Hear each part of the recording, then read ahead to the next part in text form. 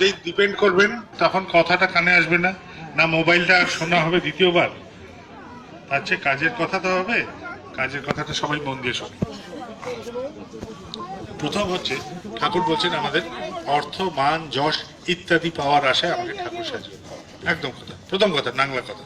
কিন্তু সবচেয়ে বড় সমস্যা, যদি আমরা ঠাকুরের কাজ করি, এই তিনটেই এসে আমাদের কাছে উপস্থিত হবে। অর্থ আসবে, মান আসবে, যশ আসবে। যারা সাধারণ জীবন, একটা পাঞ্জা থাকলেই তাকে মানুষ প্রণাম করে, তাহলে যশ চাই না বললে তো আর হবে না, যশ তো তিনিই জোগাড় করে দেবেন।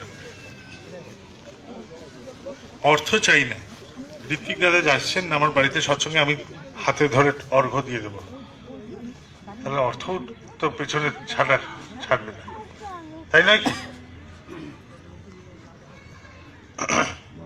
তাহলে আমাদের অর্থ মান যশ ইত্যাদির যে প্রশ্ন ঠাকুর তুলছেন, প্রত্যেকটাই কিন্তু আমার কাছে চলে আসে। মানুষ সম্মান দিচ্ছে, নাম হচ্ছে, যশ আসছে, টাকা পয়সা আসছে, সবই হোটেলে হয়ে যায়। ঠাকুর এরকমই ব্যবস্থা করে দিয়েছেন যেন। কিন্তু আমার মাথাটা পরিষ্কার থাকা দরকার সবার আগে। আমার মন জগৎ, এই মন জগৎটা নিয়ে আমাদের কারবার ভালো করে বুঝুন। ঠাকুর তোমাকে আমি ধরেছি কেন, তোমাকে আমি ধরতে গেলাম কেন, আমার জীবনের প্রধান করতে গেছি কেন? দুটো হয়, যে তোমাকে ভালো লেগেছে তাই ধরেছি, আর একটা হয় যে তোমার মতো হব বলেই তোমাকে ধরেছি। শুধু ভালো লাগা থেকে যদি ধরাটা থাকে তাহলে কিন্তু প্রাথমিক, আর যদি তোমার মতো হব বলে তোমাকে ধরেছি তাহলে আমার উত্তরণের পথে এগোনো আছে। ঠাকুরের কিন্তু মূল কথাই হচ্ছে আমরা যেন তার মতন ভাবা, বলা, করা, চরিত্র, স্বভাব সবকিছুতে প্রকাশ পাই। আমি থাকতে পারি, নতুবা আমি তোমার মতো হব। দুটো উপায়, হয় আমি থাকবো, এই 2 ঘন্টা সৎসঙ্গে আমি তোমার, এই উৎসবে এই কয়েকটা ঘন্টা যে কাটাবো উৎসব মঞ্চে গিয়ে, সেটুকু তোমার। আমি যখন দেওঘরে পৌঁছালাম তখন তোমার, মন্দিরে পৌঁছালাম তখন তোমার, বাদ বাকি সময় আমি আমার। তাই ওখান থেকে বেরিয়ে এসেই আমি হয়তো অন্যায্য ব্যবহার করে ফেলি, অন্যায্য আচরণ করে ফেলি, কেননা তুমি তো সর্বসময় নাই আমার সাথে। তাই আমি আমার মতনও প্রকাশ পাই, আবার তোমার মতনও হয়ে যাই। তাহলে দুটো দাড়ি পাল্লার মতন দুলতে থাকে আমার মধ্যে। আমাদের কিন্তু মন জগৎটাকে এই জায়গাটা নিয়ে আমাদের ভাবার বিষয়, প্রত্যেকটা ব্যক্তির, আমাদের প্রত্যেকের করণীয়। ভাবেন ভালো করে যে আমি তোমার মতো হতে গেলে সবার আগে যে রকম ভাবে আমার হিংসা আসে, যে কারণে আমার রাগ আসে, যে কারণে আমার দেশ হয়, যে কারণে আমার বিরক্তি আসে, সমস্তগুলো কিন্তু অসমান হয়ে যাবে। আমি সেই কারণে রাখতে পারবো না, সেই কারণে বিরক্ত হতে পারবো না, সেই কারণে অগোছালো চিন্তা করতে পারবো না। সমস্ত চিন্তাগুলো যেন তোমার মতন করতে হবে। তাই যদি এরকম হয় তাহলে কোনো জায়গায় দুটো গুরু ভাইয়ের সংঘাত লাগবে না। দুটো গুরু ভাইয়ের কোনো সংঘাত যদি লাগে তাহলে বুঝতে হবে দুজনের কারুর মধ্যে ঠাকুর নেই। দুজনের সংঘাত লাগলো, দুজনেই মিলনের আকুতি করছে, তাহলে ঠাকুর আছে। দুজনের সংঘাত লাগলো, মিলনের আকুতি নেই, দুজনের কারুর মধ্যে ঠাকুর নেই। এটা কিন্তু ঠাকুর এইভাবে বুঝিয়েছেন আমাদের। তাই আমাদের মধ্যে যদি কারোর সাথে কারোর সংঘাত থাকে তাহলে সেটাকে মীমাংসা করে নেওয়া ভালো। দেওঘরে আমি যেখানে বসে আছি সেখানে একজন এসে বললেন তার সাথে কার বিবাদ হয়েছে, কি হয়েছে, তার সম্বন্ধে কি অন্যায্য কথা বলেছেন, এসব শুনতে শুনতে আমি তাকে বললাম যে যিনি আপনার মিত্র নন, সবার জন্য যা করেন, যিনি অমিত্র তার জন্য বেশি করেন, তবেই আপনি ঠাকুরের মানুষ, তবেই আপনি ঠাকুরের লোক। যিনি আপনাকে পছন্দ করেন না, যদি সবার জন্য 1 করেন, তার জন্য 2 করেন, বেশি করুন। তার মেয়ের বিয়েতে আপনি আপ্যায়নাতে চলে যান, মানে আমি আপনার কার্যক্রমে থাকবো, অধিকভাবে করুন। আমি বললাম আমার সাথে এরকম একজন হয়েছিল, একটি ব্যক্তিগত ঘটনা, কথাটা বলি। একজন একটা এসে আমাকে বলছে অমুক আপনার সম্বন্ধে এই কথা বলেছে। আমি চুপ করে আছি। আমি তার সমস্ত কথাটা রেকর্ডিং করেছি, আপনার সম্বন্ধে যা যা কথা বলেছি সেটা রেকর্ডিং করেছি। আমার খুব রাগ হয়ে গেল। আমি বললাম তোমার মতন বেইমান লোক আমি দেখিনি। সে মন খুললো তোমার কাছে আমার সম্বন্ধে বলার জন্য, আর তুমি তার অজান্তে তুমি মোবাইল রেকর্ডিং করলো। তোমার মতন বাজে লোক আমি জীবনে দেখিনি, তোমার মতন দুশ্চরিত্র আমি জীবনে দেখিনি। একজনের আমার প্রতি যদি অসূয়া থাকে আর সে প্রাণ খুলে তোমাকে বলতে গেছিল, আর তুমি তার অগোচরে মোবাইলে রেকর্ড করে এখানে হাওয়া গরম করতে এসছো, তুমি কি ভাবছো তার উপরে আমি বিরক্ত হব? তার হতেই পারে আমার প্রতি কোনো বিষয় নিয়ে অশান্তি হতে পারে, অশান্তি লাগতে পারে তার মনে, কিন্তু তুমি যেটা করেছো সেটা একদম ন্যায্য নয়। তুমি তাকে বুঝতে না দিয়ে তার কথা রেকর্ড করে তুমি এখানে হাওয়া গরম করছো। আমি কোনোদিনও তাকে বলবো না, কিন্তু তুমি যে একটা বাজে লোক এটা আমার ধারণা করে রাখলে। তুমি যে লোকই খারাপ কথা বলেছিল তার যখন মেয়ের বিয়ে এলো, আমি সবার জন্য আশ্রমে যারা থাকেন আমি নিজের মতন চেষ্টা করি তাদের পাশে থাকতে। আমি তার পাশে দ্বিগুণ বললে তার পাশে গিয়ে দাঁড়ালো, এবং তাকে কোনোদিনও আজ অব্দি বুঝতে দিনি যে তার এই কথাটা আমি শুনেছি। তো আমার মনে হয় যে এটি রকম করেই ঠাকুরের মানুষের ভাবা ভালো।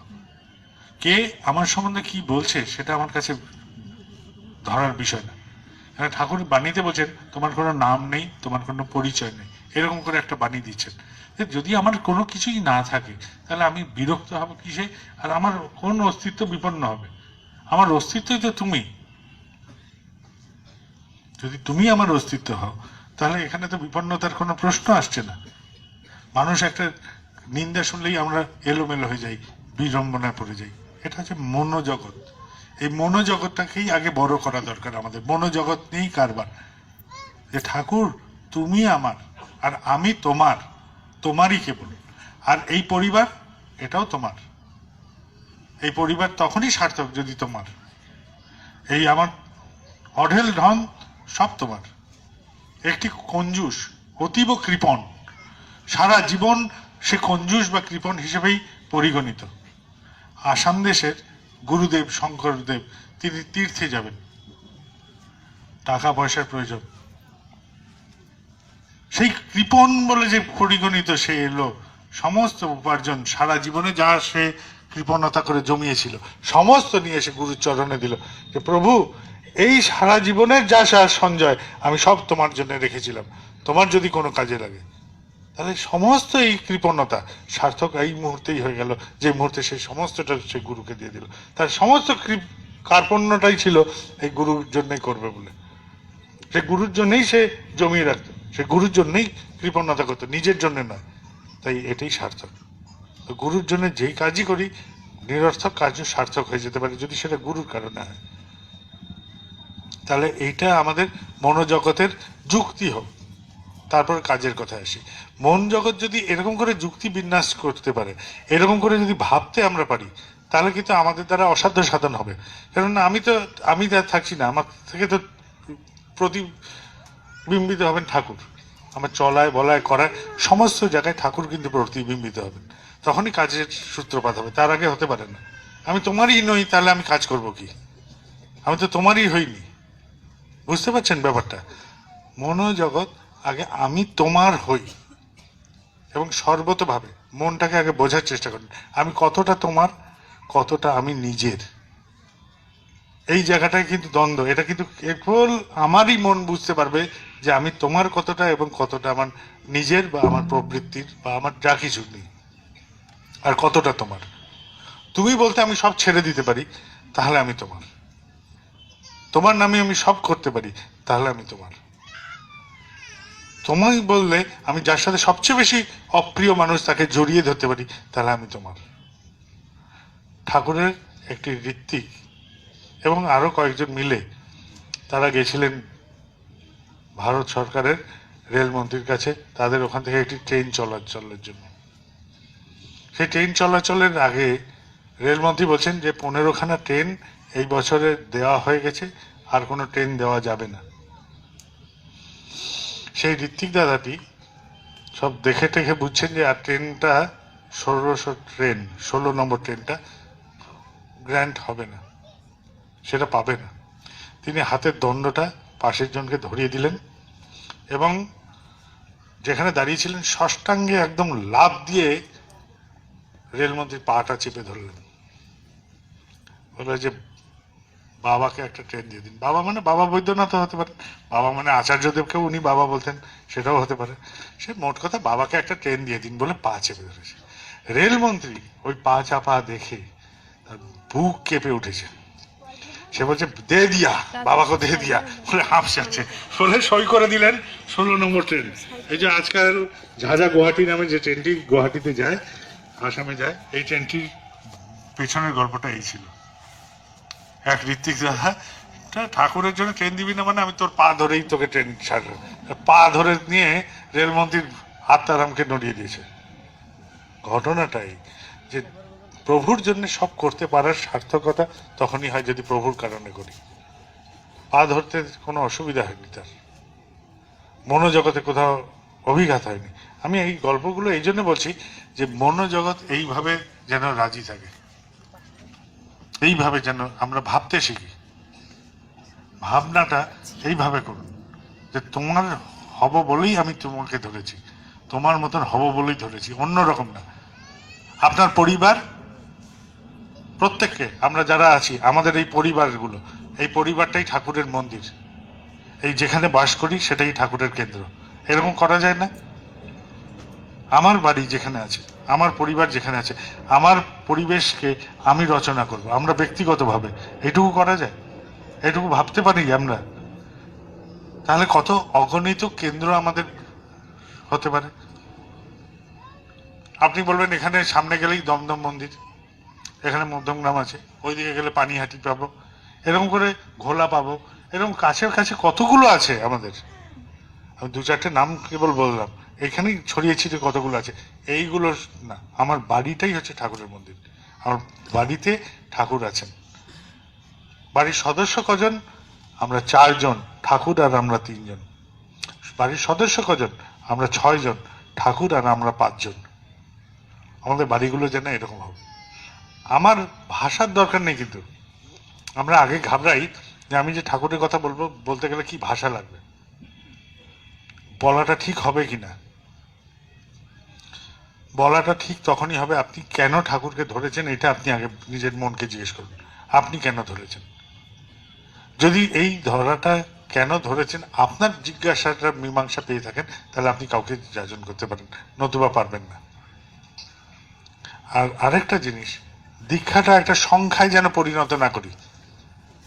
তাতে কি হচ্ছে, অনেক সময় কি হয় যে আমরা যাজনটা ঠিক মতন করতে পারলাম না, তার যুক্তিকে খণ্ডন করতে পারলাম না, এবং তার প্রশ্নের মীমাংসা আমি পৌঁছালাম না, হাত ধরে টানলাম, চলো শান্তি পাবে। এটা হতে পারে? করার যদি না থাকে তাহলে শান্তি আসবে? আমি দুধ দিয়ে দিলাম, বললাম যে এটাকে ঘি বানিয়ে, এটা ঘি হয়ে যাবে, রেখে দাও, তো ওটা ঘি হবে কোনোদিনও? 1000 বছর থাকলে দুধ আর ঘিয়ে পরিণত হবে না।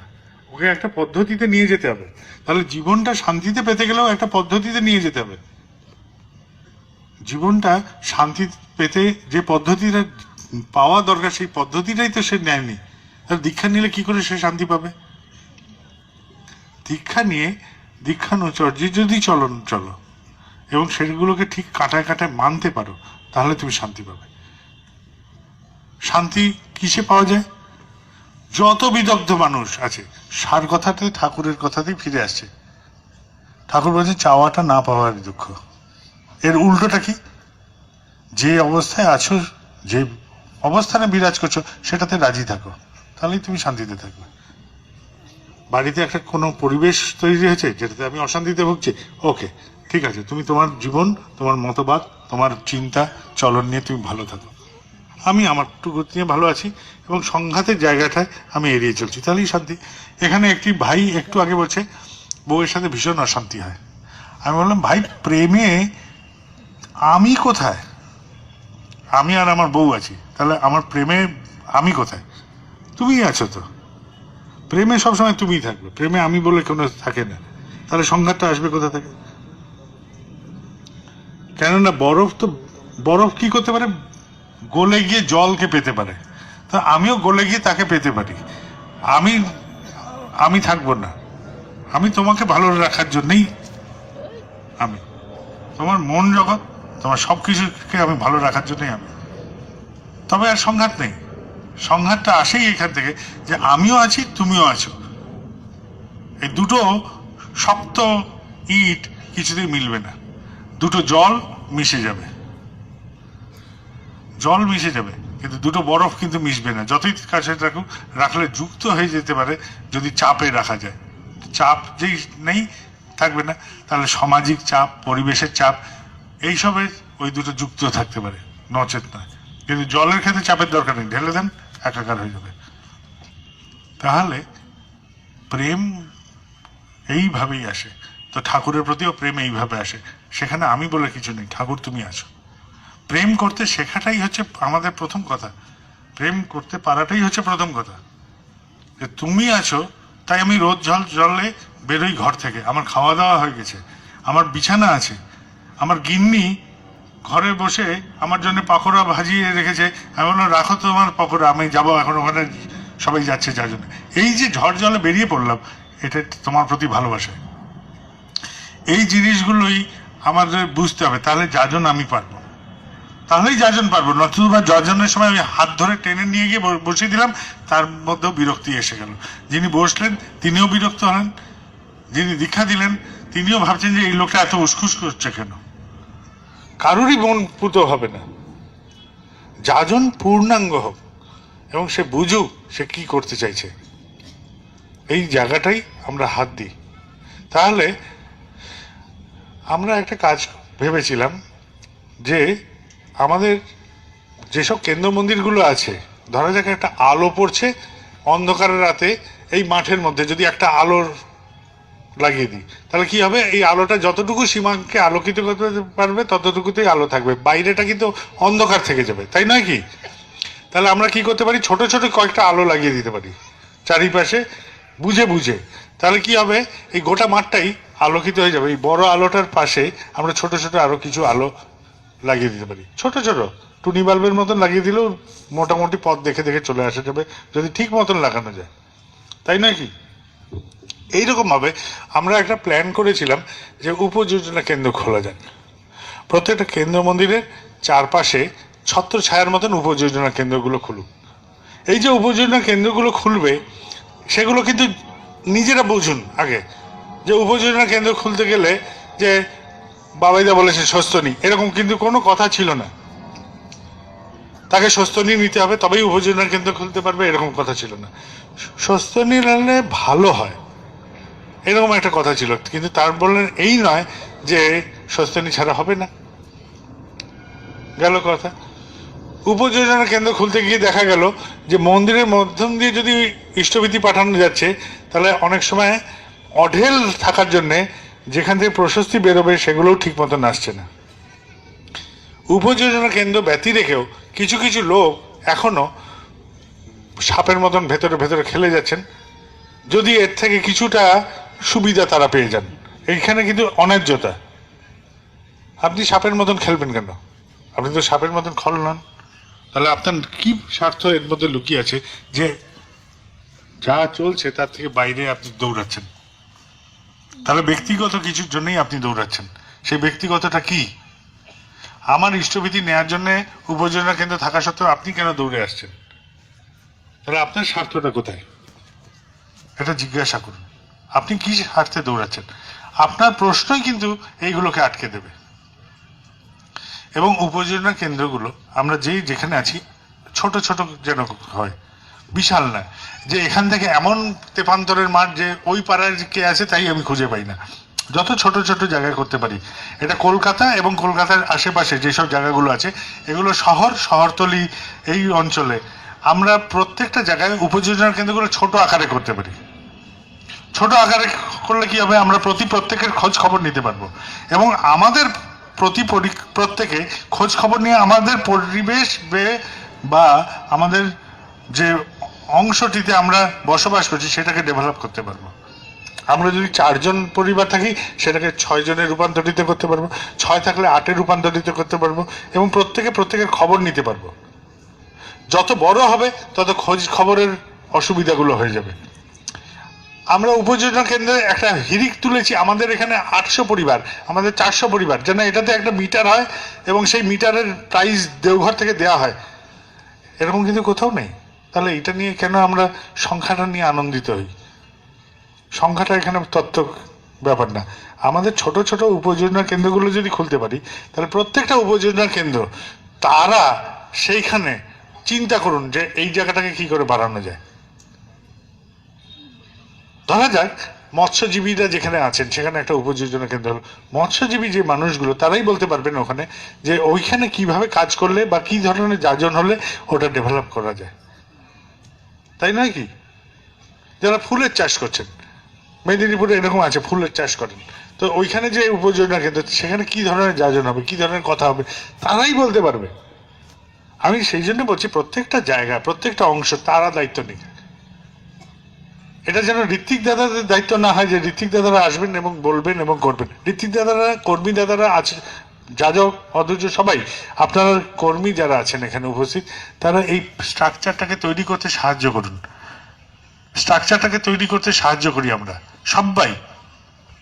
আমি একজন কর্মী হিসেবে বলি যে আমাদের মধ্যে, কর্মী দাদাদের মধ্যেও একটা সীমা আছে, যে ওই যেটুকু আমরা দেখতে পারি ওইটুকুই আমার আকাশ, তার বাইরে আমার আকাশ দেখার ক্ষমতাও নেই, আর দেখতেও চাই না, আর কাউকে দেখতেও দিতে চাই না। তাহলে এটাও তো মূর্খামি। আমি বলছি চিদ্রূপেণ পরিব্যাপ্তম, মানে তিনি পরিব্যাপ্ত হয়েছে চৈতন্য রূপে, আর আমি তার পাঞ্জাধারী কর্মী হয়ে বলছি এইটুকুর বেশি করতে হবে না, এইটুকুর বেশি চললে হবে না, কারণ আমার তো হিসাবের বাইরে চলে যাবে, আমি এলোমেলো হয়ে যাব। আমি এলোমেলো হয়ে যাব এই ভয় পাচ্ছি কি? যদি পাই তাহলে আলাপ করা যায় যে কিভাবে করা যায়। এইভাবে ভাবেন, ছোট ছোট ছোট ছোট এরকম করে ইউনিটগুলো। এই ইউনিটগুলোর কি কাজ হবে? প্রত্যেকটা মায়েরা আছেন, প্রত্যেকটা দাদারা আছেন, ভাইরা আছে, বাচ্চাগুলো আছে, সবাই আমাদের যেই যেই জায়গায় উপযোজনা কেন্দ্র, আমরা সব জায়গাগুলোকে আগে দেখে নিতে পারি। যারা আগে দীক্ষা নিয়েছিলেন বর্তমানে ইষ্টবিধি করছেন, এই যে যারা দীক্ষা নিয়েছিলেন বর্তমানে ইষ্টবিধি করছেন, এটার সংখ্যা কিন্তু এখনো এলোমেলো হয়ে আছে আমাদের। আপনারা কাজে যারা করছেন তারা নিজেরাই বুঝতে পারছেন যে যে সংখ্যাটা দীক্ষিত এবং যে সংখ্যাটা ইষ্টবিধি পড়ান তার মধ্যে এখনো অসামঞ্জস্য রয়ে গেছে, তাই নয় কি? এটা তো আছে। তাহলে আমার পাড়াতে এনারা দীক্ষা নিয়েছিলেন, বর্তমানে এনারা দীক্ষা নিয়েছিলেন, এই কয়জন করছেন, এদের জায়গায় আর যাওয়া হয়নি, কারণ তারা তো করছেন না এবং তারা উপযোজনা কেন্দ্রে ইষ্টবিধিও জমা দিতে আসছেন না, তাই ওদের বাড়িতে আমাদের যাওয়ার ব্যাপার নেই। এটা ভুল। আপনারা মায়েরা আছেন, সবার আগে আপনারা দৌড়ান ওদের বাড়িতে, লিস্ট বের করুন নিজেদের উপযোজনা কেন্দ্রে কোথায় কোথায় দীক্ষা হয়েছিল, তাদের বাড়িতে আপনারা যান, কেন বাড়িতে আপনারা ঢুকতে পারবেন, সব মায়েরা ঢুকতে পারেন ভেতরে, দাদাদের কিন্তু ভেতরে ঢোকার ক্ষমতা নেই, তাদের অনেক জায়গায় বাধা দিতে পারে। আমাদের কৃষ্টি বলে যে পুরুষ মানুষ, বাইরের পুরুষ মানুষ এলে বাইরের বসার ঘরে বসবে বা বারান্দায় বসবে বা বাইরে বসবে, যদি একটাই ঘর থাকে তাহলে তারকে বলবে যে আপনি একটু বাইরে আসুন, উনি না এলে আপনি আসবেন না। কিন্তু মায়েরা সেখানে গল্প করতে করতে ভেতরে যেতে পারবেন, তো আপনারা ভেতরে যান, কথা বলেন, দেখবেন যে ছোট ছোট জিনিস, খুবই ছোট, যে অসহ্য হয়েছিল বাড়িতে একবার, সেই যে ইষ্টবিধি বন্ধ হয়েছে আর করিনি, একটা ছোট্ট কারণ। বলবে যে আমি ওই মেদিনীপুরে আমার শ্বশুর বাড়িতে গেছিলাম, ইষ্টবিধি তারিখ এসেছিল, ওখানে খুঁজে পাইনি, ওখানে অসুস্থ হয়ে যায় বউ, তো 1 মাস 1.5 মাস ছিলাম, ওই যে বন্ধ হয়েছে আর করা হয়নি। ছোট ছোট কারণ, একদম ছোট্ট নগণ্য অনেকগুলো কারণে এই যে অসামঞ্জস্যটা আছে আমাদের দীক্ষার সংখ্যা এবং ইষ্টবিধির সংখ্যা, সেটা অনেকটা কমে আসবে, অনেকটা কমে আসবে। যদি 100-তে 100 না হয়, 100-তে 90 নিয়ে আসতে পারি আমরা। এটাকে আগে দেখেন। প্রত্যেকটা কেন্দ্র মন্দির যারা পরিচালনা করছেন, প্রত্যেক কেন্দ্র মন্দির পরিচালনা যারা যারা যেখানে করছেন, তারা এই উপযোজনাগুলোকে এইভাবে তৈরি করেন। তাহলে দেখবেন যে আমাদের কাজ কিন্তু মন্দিরটা নয়, এইখানেই ভ্রান্তি হয়। আমাদের মন্দিরটা করতে গিয়ে শুরু তো করি যে সবাই মিলে করবো, দেখা গেল যে আমার জমিদারি একটা তৈরি করে ফেলেছি অগোচরে। ওই অর্থমান যশের প্রথম কথা বলেছিলাম সেই জিনিস হয়ে যাবে। দেওঘরে যে আমি থাকি, সবচেয়ে বড় চ্যালেঞ্জ আমার কাছে যে আমি না থাকলে আশ্রমটা চলবে কি করে। ঠিক আছে, আমার কি চ্যালেঞ্জ আমি বলছি ব্যক্তিগতভাবে, যে আমি থাকবো না, আশ্রমটা সেইভাবে চলবে, আর আমি থাকলে যা চলতো তার থেকে বেশি ভালো করে চলবে, এটাই আমার চ্যালেঞ্জ। এবং প্রত্যেকটা ডিপার্টমেন্টে প্রত্যেকটা ব্যক্তি ওখানে যারা কাজ করেন অতুলনীয়ভাবে তাদের মতন করে করেন। সব জায়গায় হয়তো আমার যোগাযোগ আছে, কিন্তু কোথাও আমি বিরাজ করি না, কেননা তারা নিজেরাই স্বয়ং ডিসিশন নেবেন এই ভালো মন্দ কাজে, এবং কেন নিচ্ছেন সেটারও যুক্তি ওনাদের কাছে যেন ঠিক থাকে। এটাই আমার কথা। যিনি ঠাকুর ভোগের ঘরে আছেন, ঠিক আছে, ওখানে দেখবেন যে একটি ফর্সা করে ছেলে আছে, এরকম করে মুখ বেঁকানো, ভুঁড়ি বেরিয়ে গেছে, এইরকম রোগা ছিল ছেলেটা। হেন নেশা নেই, সে করতো না। আর তার বন্ধু ছিল ওই রাস্তার কুকুরগুলো, ও নিজে বিড়ি খেত, ওটাকেও বিড়ি খাওয়াতো, মানে জঘন্য। ওর সাথে কেউ কথা বলতো না, মুখে দাঁত নেই, যাচ্ছে তাই তার অবস্থা। আমি তাকে ধরলাম একদিন, ধরতে ধরতে ধরতে ধরতে আজকে চকচকে মুখ ভর্তি দাঁত বাঁধিয়ে ফেলেছে, চুল এসে ভুড়ি হয়ে গেছে, সুঠাম চেহারা। আর কোথায় দাঁড়াচ্ছে? ঠাকুর ভোগের ঘরের ওখানে দাঁড়িয়ে থাকছে। তাহলে এইটাই তো মানুষের উত্তরণ হতে পারে। উত্তরণ এইভাবে আসবে, এইভাবে। এই যে গল্প বলছি, এইরকম আকছার আছে। একটা ছেলে আছে আশ্রমে, তার পকেটটা ছিল এই হাঁটু অবধি, কেননা ওখানে গাঁজার পুড়িয়া ঢোকাতো, পুলিশ ধরতে পারতো না। পুলিশ এখানে হাত ঢোকাতে ঢোকাতে পুলিশের হাত শেষ, পায়ের অবধি তার। ওই ছেলেটাকে আমি বন্দি করে রেখে দিলাম আমার কাছে, বন্দি। সে এখন একটা দিকপাল কর্মী আমাদের হাসপাতালের, সে কাজ করছে। তো ভালোবাসেন মানুষকে, করার চেষ্টা করেন। এরকম কত প্রাণ আছে, ছোট ছোট প্রাণ, একটু একটু হাওয়া পেলেই জাগিয়ে দৌড়াতে থাকবে।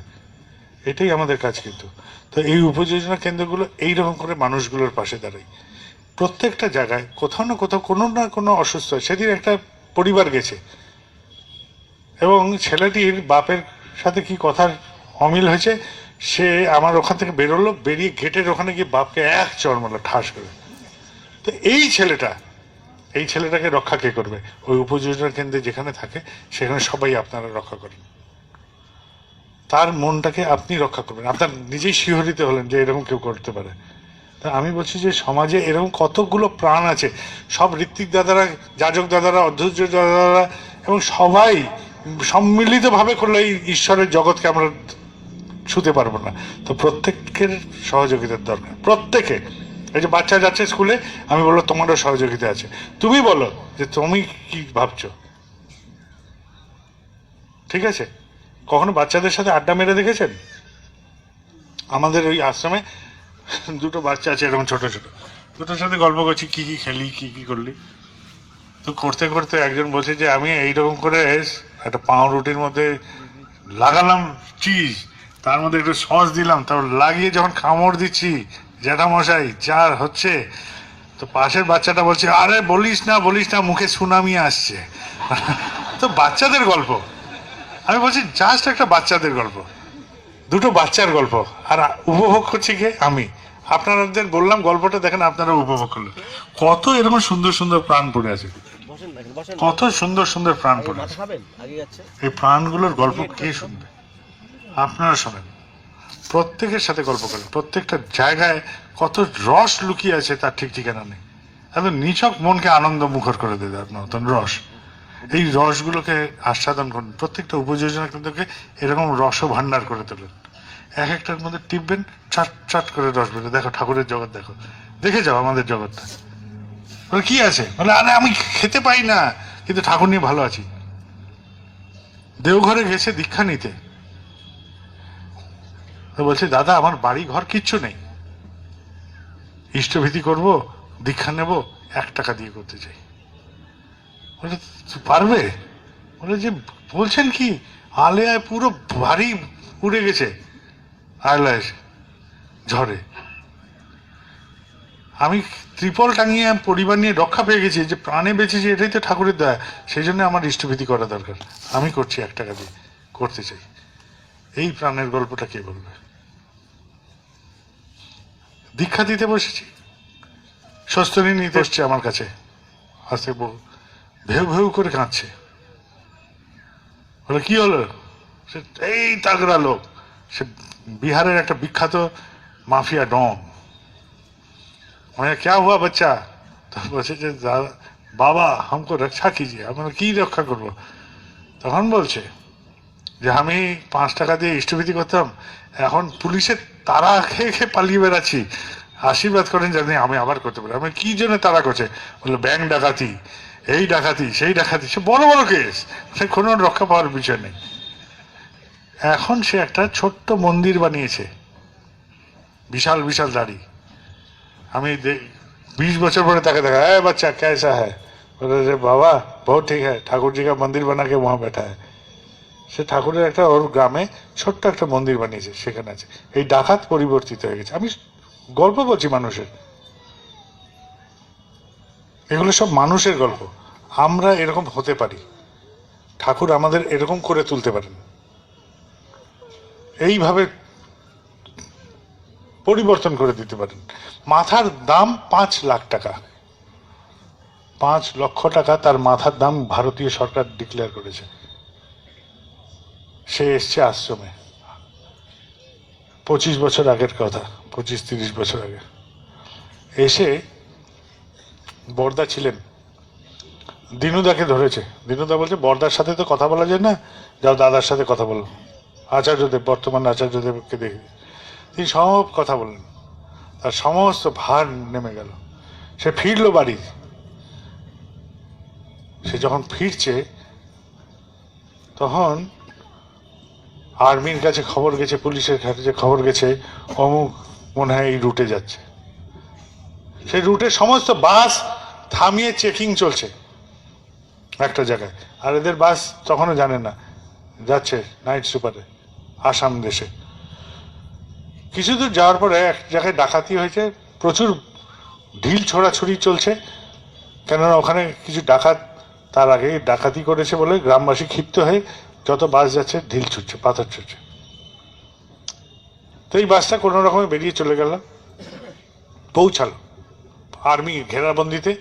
সে চাদর মুখে দিয়ে এরকম করে পড়ে আছে, আর একটানা নাম করে যাচ্ছে লোকটা।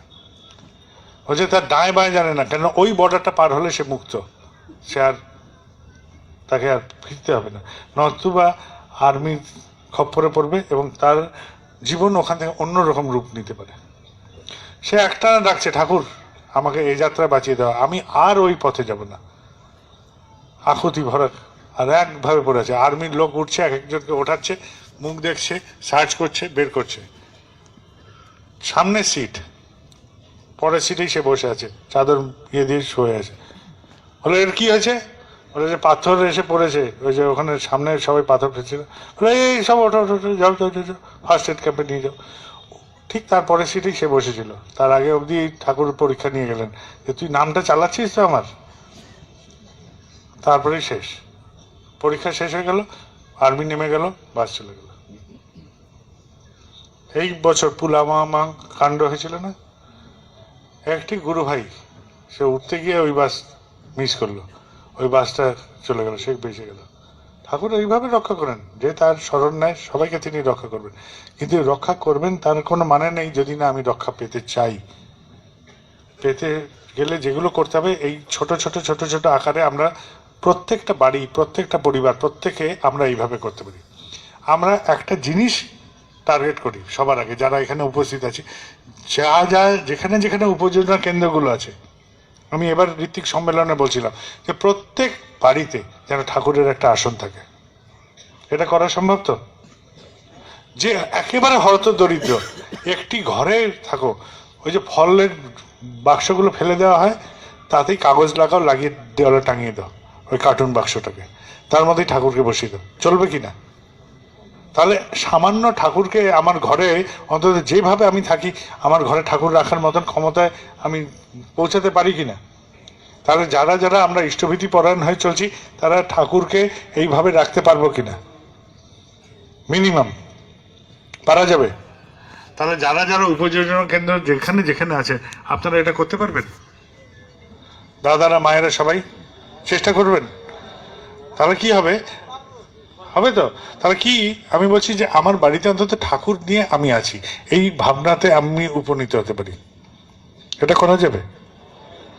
যার বাড়িতে বহু দেবদেবতার পুজো অর্চনা বহুদিন ধরে চলে আসে তাকে বলুন যে আপনি আপনার ঠাকুরের আসনটাকে আলাদা করে পৃথকভাবে আলাদা করে রাখুন, এবং আপনার যেসব পারিবারিক দেবদেবতা তাদের একটা আসনে রাখুন, ঠাকুরকে একটা।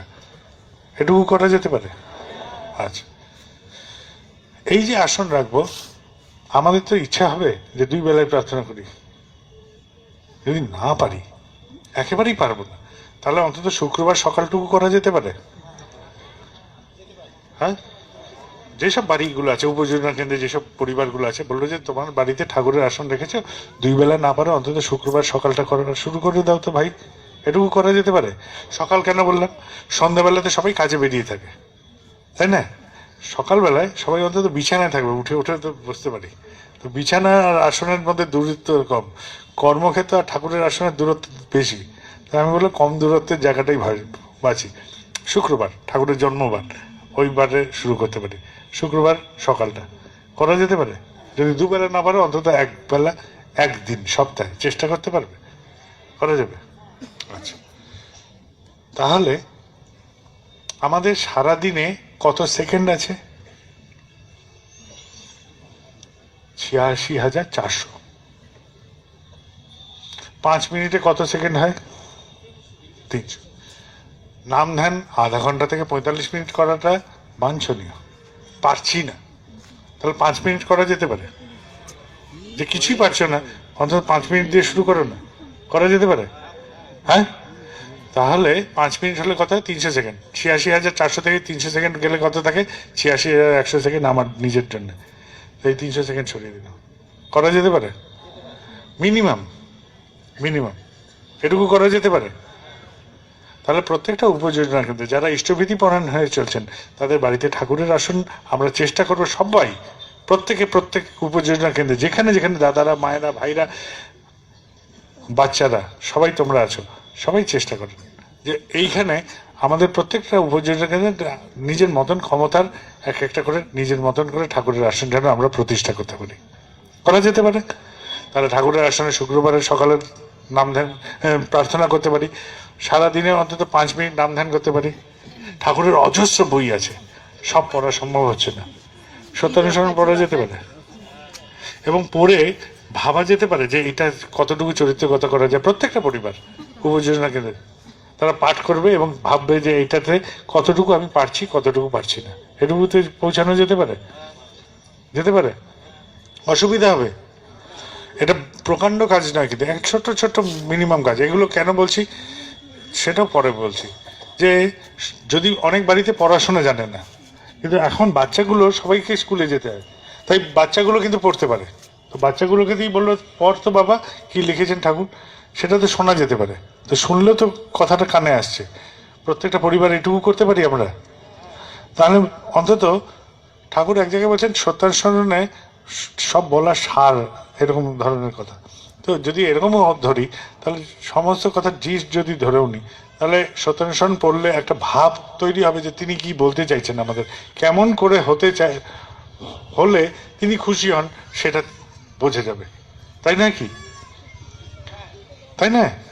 যেরকম দর্পণ থাকলে আমি বুঝতে পারি যে আমার পোশাক আশাক চুল সব ঠিক আছে কিনা, তাহলে প্রতিবিম্বিত হলে তাহলে আমি সত্যানুসরণের প্রতিবিম্বনে দেখতে পারবো যে আমি কিরকম হয়েছি, কেমন হতে চাইছি, কিরকম করে ভাবতে চাইছি। এটা করা যেতে পারে? ঠিক আছে। আচ্ছা, এখানে শহর এবং শহরতলিতে জায়গা কম, টব গাছে বা যদি আশেপাশে যেসব জায়গায় চাষবাস হয় সেখানে থানকুনি চাষ করানো যেতে পারে, এবং নিজের বাড়িতেও টবেও লাগানো যেতে পারে। তাহলে আমরা থানকুনি পাতাও খেতে পারি, যদি ট্যাবলেট জোগাড় করতে পারেন করবেন, না তো কী করতে পারি, যেখানে কেউ চাষি আছে তার বাড়িতে জায়গা আছে, আমি বললাম থানকুনি পাতাগুলো শুকিয়ে নাও, শুকিয়ে নিয়ে প্যাকেটে কেটে দিয়ে দিও, আমরা ওখান থেকে খেয়ে নেবো। এটাও তো করা যেতে পারে। ফাল্গুনি পাতা বা তুলসী পাতা, ঠাকুর যেটা নাম দীক্ষার সময় বলেছিলেন, নাম নেওয়ার সময়, এই মিনিমাম কাজগুলো কেন করতে চাইছি আমি? এই মিনিমাম কাজগুলো এই জন্য করতে চাচ্ছি যে এইরকম করলে আমাদের যারা ভাবি না তারাও এই যজন প্রক্রিয়ার মধ্যে ঢুকে গেলে এইরকম করে ভাবতে শুরু করতে পারি। তাহলে ওই পরিবার থেকে একজন মানুষ আরেকজনকে যাজন করার জন্য চেষ্টা করবেন, তাই না কি? তো আমরা প্রত্যেকটা উপযোজনা কেন্দ্রকে এইরকম করে বিন্যাস করতে পারি, ছোট্ট ছোট করে প্রত্যেকটা জায়গায়। এইভাবে বিন্যস্ত যদি করা যায় তাহলে আমরা প্রত্যেকটা জিনিসকে একটা স্ট্রাকচারে নিয়ে আসতে পারবো। তখনই বলা সম্ভব হবে আমার পরিবারের 4 জন নয় 5 জন সদস্য, কারণ আমার ঘরেতে ঠাকুর আছেন, তাই ঠাকুর এবং আমরা 4 জন। সদস্য কয়জন? আমরা 6 জন, ঠাকুর আর আমরা 5 জন। সদস্য কয়জন? 9 জন, ঠাকুর আর আমরা 8 জন। এরকম করে বলতে পারি। তাহলে ঠাকুরকে আমার পরিবারের সদস্য করি আগে। ঠাকুর কিন্তু আমার থেকে বিচ্ছিন্ন হতে চাননি, কখনোই বিচ্ছিন্ন হয়ে যেতে চাননি। আমরাই পুজো টুজো করে লগি দিয়ে ঠেলে ঠেলে আকাশে ভগবান করে দিচ্ছি, একদমই না। একদম নাংলা আমাদের মতনই মানুষ, জীবন যেভাবে চলে সেইভাবেই চলেছেন। বেশি আনুষ্ঠানিকতার দরকার নেই, একদম ভালোবাসি। যেরকম আমি আমার বউ কাচ্চাকে ভালোবাসি, বাবা মাকে ভালোবাসি, আমার পরিবারের মানুষদের ভালোবাসি, সেরকম করে ঠাকুরকে নিছক আনন্দের সাথে ভালোবাসতে হয়, আনুষ্ঠানিক নয়। ঠিক আছে? আচ্ছা, এখানে অনেক সৎসঙ্গগুলো হয়। সৎসঙ্গগুলোতে আমি একটা আগ্রহ করেছিলাম, যেখানে উপযোজনা কেন্দ্রগুলো আছে সেখানে বহু মানুষ থাকেন। আমি একটা ঘটনা বলি। দেওঘরে দীক্ষা দিবস আমার সন্তান তুল্য যারা, তারা ঠিক করলো যে প্রত্যেক পরিবার থেকে বলবো 1 জন করে যাজন করে নিয়ে আসছে। তো একজন ফেল করলো। যখন ফেল করলো, বললো আপনি এবার দীক্ষা দিবসের লোক নিয়ে আসতে পারেননি, এবার রবিবারে যে ঠাকুর বাড়িতে সৎসঙ্গ হবে তাতে আপনাকে ঠাকুরের কথা বলতে হবে মাইকে দাঁড়িয়ে। সেই চেয়ারের তলে ঢুকে গেছে, আমার ভাইদের সাথে পড়তো। আর আমার ছেলেদের বয়সীরা তাকে হন্যে হয়ে খুঁজছে দুধি নিয়ে, দুধি পরিয়ে তাকে মঞ্চে ওঠাবেই, যে সেদিন সৎসঙ্গে আপনাকে বলতেই হবে। সে তো গেল ভীষণ ঘাবড়ে। তারপরে সে চেয়ারের তলা থেকে বের করলো, বলে না পড়তেই হবে। সে তো আবদারে ধরে ধুতি টুতি পরিয়ে পাঞ্জাবি পরিয়ে একদম দাঁড় করে দিয়েছে। এবার সে তো ঠাকুরের কথা বলবে কি? বলে জয় গুরু, ঠাকুরের দয়া আমরা সবাই ভালো আছি, বন্দে এই পুরুষোত্তম। শেষ ঠাকুর। কিন্তু এই 1 লাইন বলতে গিয়ে তার ঘাম টাম ছুটে গেল। এই 1 লাইন বলতে গিয়ে তার ঘাম ছুটলো ঠিকই, কিন্তু কনফিডেন্স এসে গেল। পরের দীক্ষা দিবসে সে 2 জন লোককে সে নিজে যাজন করে নিয়ে এলো। তাহলে আমি বলি যে প্রত্যেকটা মানুষ, আমরা যে যেখানে আছি, যে যেখানে থাকি, তাকে যদি বলানো একবার যায় তাহলেই কিন্তু তার একটা কনফিডেন্স এসে যায়।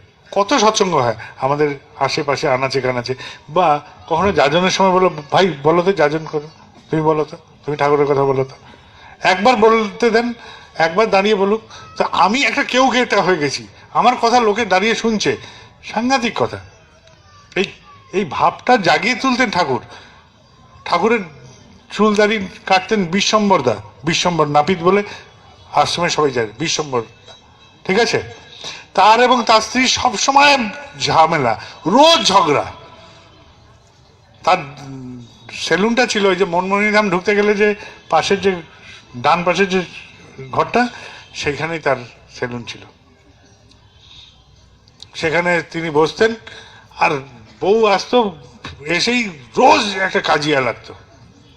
একদিন ঠাকুর বলছেন যে বিশ্বম্বর দেখতো কখন বৃষ্টি হবে। তো বিশ্বম্বরদা বেরোলেন, বেরিয়ে আকাশ টাকাশ নিরীক্ষণ করে বলছে ঠাকুর মনে হচ্ছে বিকালে হবে, বলে তো দিলেন। আর বিকেলেই পরম দয়াল ইচ্ছা করলেন যে বিশ্বম্বর বলে দিয়েছে, বৃষ্টি পর, বৃষ্টিও পড়ে গেল। তারপরে ঠাকুর বলছেন বিশ্বম্বর একদম বিজ্ঞানী হয়ে গেছে, ও আকাশ টাকাশ দেখে বললো বিকেলে বৃষ্টি হবে, আর বিকেলেই বৃষ্টি হয়ে গেল। তো বিশ্বম্বরদা খুব বুক চড়া হয়ে গেছে, আরে পরম দয়াল বলে দিয়েছেন আমি বিজ্ঞানী। এবার যথারীতি তিনি বসে চুল দাড়ি কাটছেন তার সেলুনে, বউ এসছে রোজকার মতন ঝগড়া করতে, বিশ্বম্বরদা আর উত্তর দেন না। তো একজন জিজ্ঞেস করছে কি বিশ্বম্বরদা, উনি যে এত বলছেন আপনি তো আজকে দেখি নিশ্চুপ। বলে এই মূর্খ মেয়ে ছেলে কি বলবে, আমাকে ঠাকুর বলেছেন বিজ্ঞানী, ঠাকুর আমাকে বলেছেন বিজ্ঞানী, এই মূর্খের সাথে আমি কি কথা বলবো? তো একটা প্রশংসা, ঠাকুরের একটা প্রশংসা বাক্য দাম্পত্য কলহকে বন্ধ করে দিচ্ছে। আমি সেটা বলছি যে প্রত্যেকটা মানুষ ট্রান্সফর্ম হতে পারি, একটা ছোট্ট প্রশংসা, একটা ছোট্ট তুক মানুষকে ট্রান্সফর্ম করে দিতে পারে। এই ট্রান্সফরমেশনটাই দরকার একটা হিউম্যান লাইফকে, যে আমি পারি এই বোধে উপনীত করা, আমি পারি বা আমার দ্বারা হতে পারে, এই ভাবটাকে জাগিয়ে তোলে। প্রত্যেকে প্রত্যেকে প্রত্যেকের পাশে দাঁড়ান, বলেন না তুই বল, তুই পার, তুই যাজন কর, তুই ক্যাপ্টেনই কর, ক্যাপ্টেন বানান, চারপাশে প্রচুর ক্যাপ্টেন বানিয়ে দেন, কর্মীরা যারা আছেন তাদেরকে দৌড় করান, তাদেরকে ভাবতে দেন, তাদের দায়িত্ব দেন, দেখুন সব পারবে। আমি তো বলি যে যেখানে মিষ্টির সুতো ছাড়বো সেখানে মিষ্টির জাল উঠবে, এই নয় যে আমি যেখানে থাকবো সেখানে ফেললে জাল উঠুক। আমি চাই সমস্ত কেন্দ্র মন্দিরগুলোতে যে উৎসবগুলো হয় তার আগে সমস্ত উপযোজনা কেন্দ্রগুলোতে ঘুরে ঘুরে দীক্ষার কার্যক্রম হোক। বীজপুর এখানেই সামনে আমাদের 24 পরগনার মধ্যে পড়ে, গত বছর তাদের সেখানে বিশাল একটা উৎসবের আয়োজন করেছিল এবং 3600-র ওপর দীক্ষা হয়েছিল, 3600 দীক্ষা। এই বছর দীক্ষার জন্য এত হইচই নেই, এবার 4800 অতিক্রম করে তারা এসছে আমার কাছে, প্রায় 5000 দীক্ষা। গতবার অনেক চেষ্টা করে 3600, এবার বিনা চেষ্টায় খালি ঘুরে ঘুরে দীক্ষা দিয়ে 4800। এবার দীক্ষা মাঠে হয়নি, বাড়ি বাড়ি পাড়ায় পাড়ায় ঘরে ঘরে ঘুরে ঘুরে দীক্ষাগুলো হয়েছে। 3600, 4800। আমি জিজ্ঞেস করলাম খরচ কিরকম হলো, গতবার বলে প্রায় 60-70 হাজার টাকা এই লোকগুলোকে নিয়ে আসা, যাওয়া, পৌঁছে দেওয়া, বাহন করা, ব্যবস্থা করা। আমি বললাম এবার 4800 দীক্ষা তো তার বেশি হওয়ার কথা, মানে 14-15 হাজার। কেননা কর্মীরা সবাই ঘুরে ঘুরছেন, ঘরে ঘরে, দুয়ারে দুয়ারে, সব জায়গায় দলে দলে ঘুরেছেন। দীক্ষার সংখ্যা বেশি হয়েছে, দীক্ষার চাপ বেশি পড়েনি, খরচও কম হয়েছে। তা আমরা প্রত্যেকে এরকম করতে পারি যে প্রত্যেকে ছোট ছোট ছোট ছোট করে এরকম করে একটা করে আমাদের উপযোজনা কেন্দ্রে, যে আমরা এখানে 8খানা পরিবার আছি, 8খানা পরিবার 8 জনকে যাজন করি। আপনারা উপযোজনা কেন্দ্রের একটা রেজিস্টার রাখুন যে আমাদের পরিবার থেকে বছরে অন্তত একটা করে যেন যাজন হয়, এটা ব্যবস্থা করুন প্রত্যেকে, যে প্রত্যেক পরিবার পিছু অন্তত একজন করে যেন যাজন করে আমরা ঠাকুরের মানুষ দীক্ষা করাতে পারি। একজন, বেশি করতে হবে না। বছরে 365 দিনে আমাদের পুরো পরিবারের তরফ থেকে একজন মানুষ আমি ঠাকুরকে দেব, এটাই করে। সংখ্যার জন্য দৌড়াতে হবে না, কিছু করতে হবে না, অগণিত পরিবার, প্রত্যেকের নিন দায়িত্ব। আপনার সাথে ওই ঠেলাওয়ালাটার ভাব আছে, মোড়ের মাথায় যেটা ইস্ত্রি করে তার সাথে কেউ কথা বলে না, আপনি তার সাথে কথা বলুন। ওই যে সবজি নিয়ে বসছে, ঝুড়ি নিয়ে বসছে, ওর সাথে এই ঠাকুরের বিষয়ে কেউ কথা বলে না, ওকে ফলো করে তার বাড়ি অবধি গিয়ে তার বাড়িকে যাজন করে নিয়ে এসে ভোরবেলায় ঋতিক দাদাকে নিয়ে যাজন করে দীক্ষা দেন, এটাই আপনার দীক্ষা। একজন ডাক্তার ধরেছেন কি ইঞ্জিনিয়ার ধরেছেন দরকার নেই, একটি মানুষ ধরেন, তার মধ্যে যে বিশেষত্ব আছে সেই বিশেষত্বটাকে উৎসাহিত করেন, হয়ে যাবে। কোনো বিশেষ কথা বলার দরকার নেই, আপনি কেন ঠাকুর ধরেছেন, আপনি ঠাকুর ধরে আপনার কি হয়েছে সেটুকু গল্পটুকু বলেন, কিচ্ছু বলতে হবে না, কিচ্ছু বলতে হবে না, নতুন কোনো কথা বলতে হবে না, কোনো হরং বরং আগডুম বাগডুম কোনো কথা না, আপনার জীবনটাকে খালি বলেন যে আমার জীবন এই, আমি এই এই পেয়েছি। আপনারও ভাবা হবে যে আপনি ঠাকুর ধরে আপনার কি কি ভাবনা এসছে, আপনার কি মনে হয়েছে, আপনার নিজের অন্তর্জগতে নিজের উঁকি মারা হবে, আরেকজনকে বলাও হবে, দুটোই হবে। ভাবতে থাকুন তো নিজের জীবনটাকে নিয়ে, যে আমি ঠাকুর না থাকলে আমি কি হতাম, আমার ভাবনাটা কি হতো, কোথায় আমার অসুবিধা হতো, কোথায় আমি পারতাম না, এটা ভাবেন। তাহলে ভাবনাটা হবে, বলা হবে, যাজন হবে। আমরা এইভাবে সাজাতে পারি জিনিসটাকে, জিনিসটা কি খুব কঠিন হবে? প্রত্যেকটা পরিবার আমরা যতগুলো পরিবার ইষ্টভীতি পরায়ণ হয়ে চলছি, প্রত্যেকে পরিবার এরকম করে দায়িত্ব নিতে পারি, নেওয়া যেতে পারে। আমরা এবার আর একটা উৎসবে একটা আঙ্গিক বের করেছিলাম, যেসব ছেলেপুলেরা পড়ছে, মেয়েরা পড়ছে, যারা পড়াশোনা করে, ঠাকুরের বিভিন্ন সাবজেক্ট। আমি বললাম শুধু সঙ্গীতাঞ্জলি করে না, মেদিনীপুরে এবার বিশাল করে উৎসব হয়েছিল খড়গপুরের মাঠে। সেখানে আমাদের অন্নদা মাঝিদা, তিনি ইঞ্জিনিয়ার, তিনি চাকরি ছেড়ে দিয়ে ঠাকুরের ওখানে চলে যান এবং আশ্রমে থেকে আজীবন ঠাকুরের কাজই করে গেছেন। তিনি গেছিলেন খড়গপুর উৎসবে। তিনি বললেন যে আমি 4 ঘন্টা মন্ত্রমুগ্ধের মতো দাঁড়িয়ে থাকলাম, একটা করে গান হচ্ছে আর একটা করে টপিক আসছে।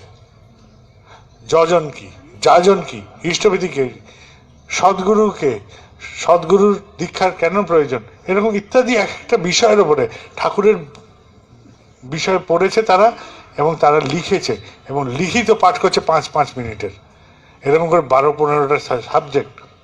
তারা যে বাচ্চাগুলো বলছে, আর সাথে একটা করে গান হচ্ছে, গান যেই শেষ হলো একটা করে আবার টপিক এলো, আবার গান, আবার টপিক, আবার গান, আবার টপিক, এরকম করে করে একদম 4 ঘন্টা সমস্ত জনতা মন্ত্রমুগ্ধের মতন শুনছে, একটা করে টপিক।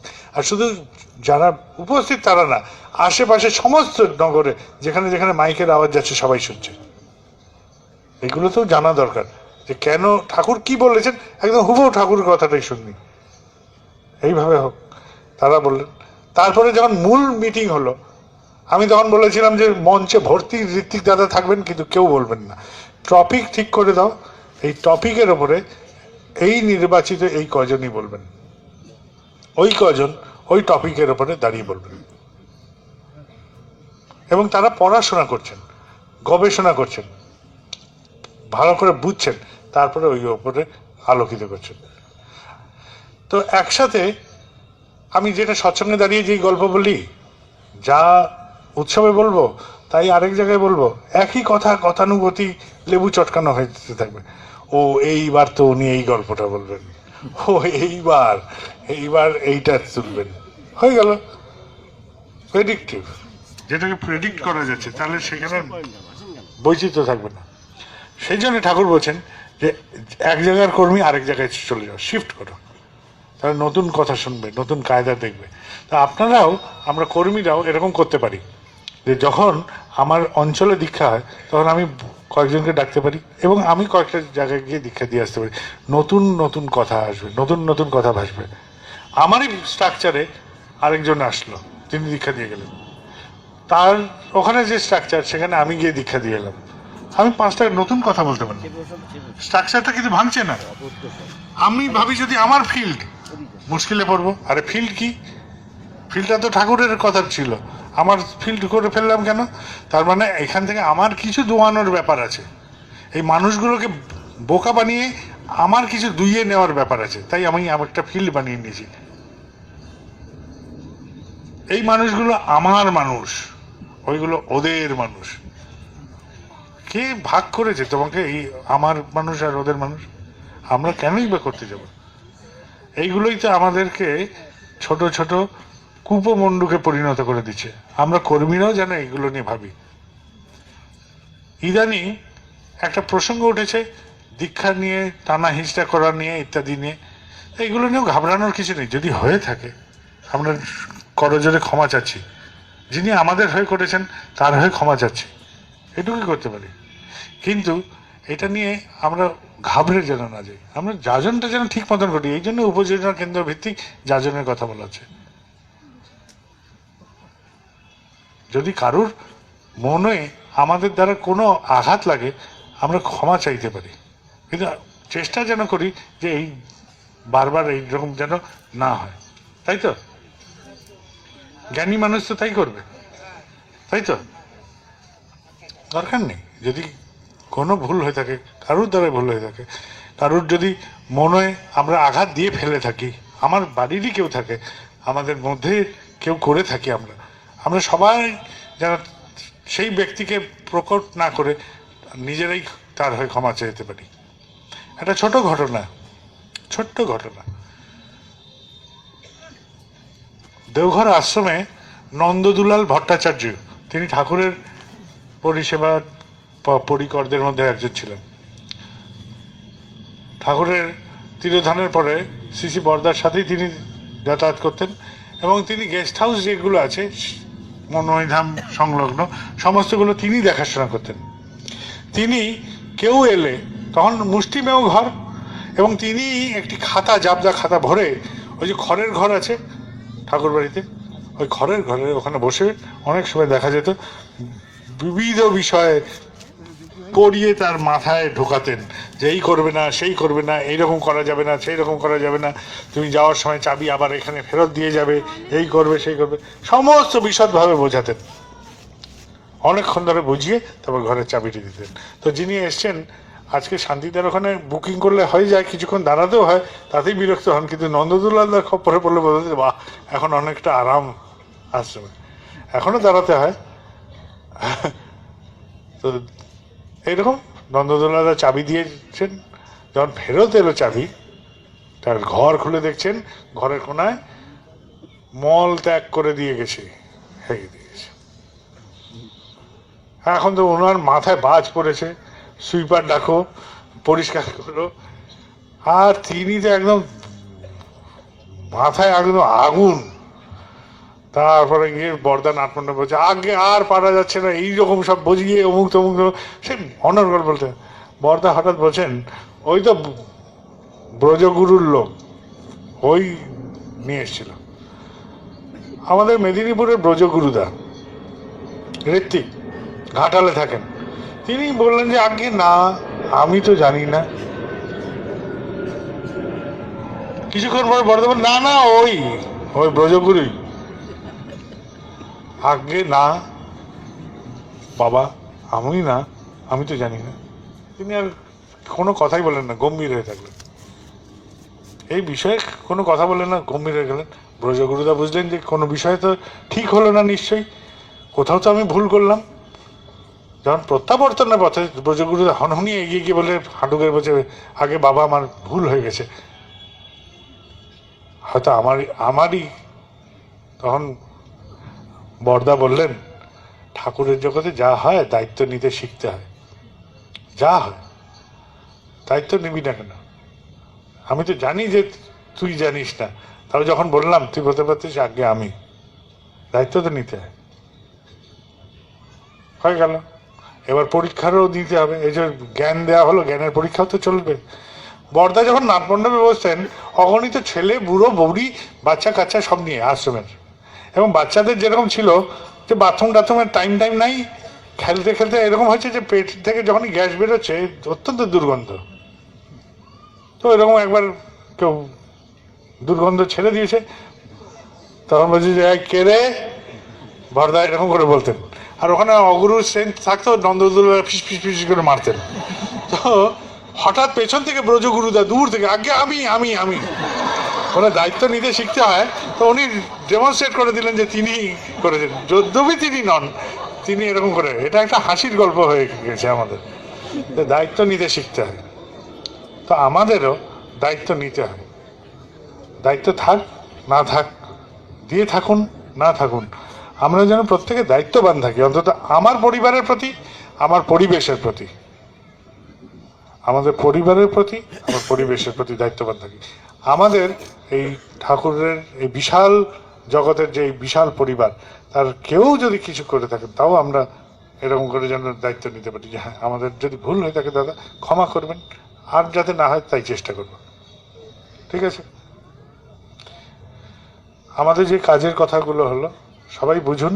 আমি এই জন্য বলছি উপযোজনা কেন্দ্র ভিত্তিক যাজন প্রক্রিয়া হলে এই ধরনের অসামঞ্জস্য জিনিসের প্রাদুর্ভাব কম হবে।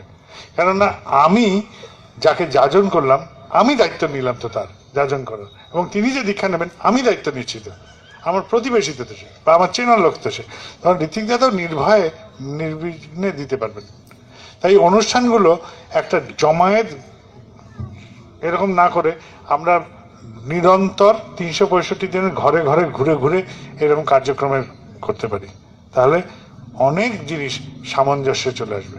তাই নয় কি? ভেবে দেখেন তো, এই জিনিস আর হবে? তাহলে যাজনটা ঠিকঠাক হবে, কেননা তুমি দায়িত্ব নিচ্ছ তোমার পরিবেশের, এবং দায়িত্ব নিয়ে তুমি কি করছো, যাকে যা জান করছো তাকেও বোঝাচ্ছ, তুমি যা বুঝেছো তাই বোঝাচ্ছ, উল্টো পাল্টা তো বোঝাতে পারবে না।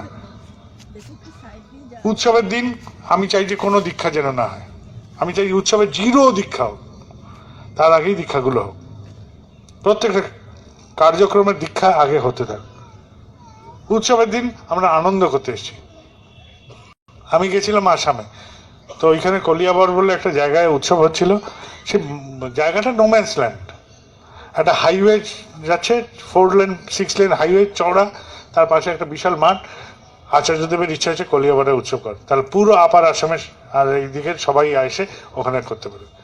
আমি তো গিয়ে অবাক, সে 10 কিলোমিটার লম্বা এরকম একটা পথ, পুরো ভর্তি, পুরো মানে একদম বন্ধ, খালি পার্কিং, একদম 10 কিলোমিটার এপার থেকে ওপার। আর সবাই কীর্তন করতে করতে, গান করতে করতে ওই উৎসব প্রাঙ্গণে যাচ্ছে। সব উৎসবে হয় একটা আনন্দবাজার, ওই উৎসবে গিয়ে দেখলাম 4টে আনন্দবাজার, 4টে কোণায় 4টে আনন্দবাজার করেছে, যাতে কোনো লোক প্রসাদ থেকে বঞ্চিত না হয়, সেরকম করে অর্গানাইজ করেছে। এবং সবাই এলো, উৎসব করলো, আনন্দ করলো, ফেরত চলে গেল। কিন্তু আমি যেটা বলতে চাচ্ছি যে এইরকম করে যে অর্গানাইজ করতে গেলে যে ক্ষমতার দরকার বা যে একানুরক্তি থাকা দরকার, যে আচার্যদেবের ইচ্ছা আছে সবাই করে ছাড়বো, এইটাই হচ্ছে প্রাপ্তি, এটাই প্রাপ্তি ছিল, কোনো প্রশ্ন নেই। কেন ওই মাঠে, কেন ওইখানে?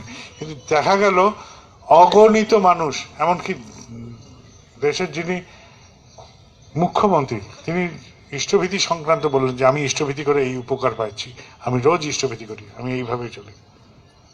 ওখানে যিনি বিশিষ্ট মন্ত্রী তিনি বললেন 52 সালে ঠাকুর বলেছিলেন এই কথা, আমি ঠাকুর ধরে এই পাচ্ছি। মঞ্চে দাঁড়িয়ে খালি ঠাকুরের কথা, কোনো অন্য কোনো প্রসঙ্গ নয়, কেবল ঠাকুরের দয়ার কথা। আর দর্শকরাও তাদের কথা শুনলো যে তারা ঠাকুরের কথা বলছে, পরিবেশন করছে। যখন তাদের আসার সময় হলো, এক ঋত্বিক দাদা বলছে যে আপনি যদি হেলিকপ্টার এখানে নামান, ধুলো উঠবে, আনন্দবাজারের ধুলোময় হয়ে যাবে, আপনি দয়া করে দূরে যদি নামান ভালো হয়। তিনি এক কথাতে 5 কিলোমিটার দূরে এক জায়গায় ল্যান্ড করলেন, ওখান থেকে গাড়ি করে এলেন, এসে উৎসব প্রাঙ্গণে ঢুকলেন। তো একটা ঠাকুরের ঋত্বিক, একটা ঠাকুরের মানুষ, এরকম করে যেন আমরা বলতে পারি বিশিষ্ট জন আসতে পারেন, আমি যেন নুব্জ না হই, টান করে বলতে পারি, কেননা আমি তো ঠাকুর তোমাকে পরিবেশন করছি, বুঝতে পারছেন? বিশিষ্ট জন দেখলে আমরা অনেক সময় মুহ্যমান হয়ে যাই, হাঁটুতে কাঁপতে থাকে, কি বলবো, উনি তো বিশিষ্ট, ঠিক আছে, এরকম হতে পারে।